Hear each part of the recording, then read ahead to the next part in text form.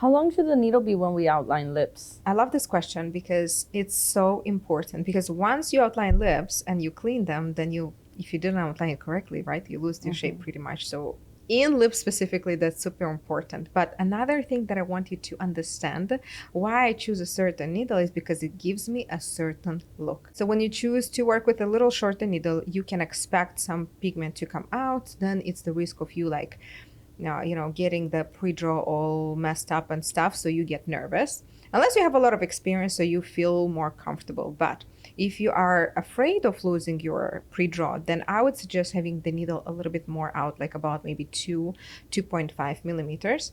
So then the needle does not take so much pigment from the cartridge coming out, right? So then your outline is going to be actually a little bit less saturated too, because it doesn't have that much pigment. So the longer the needle, the finer will be your outline. The shorter the needle, the more saturated it will be. It could be both.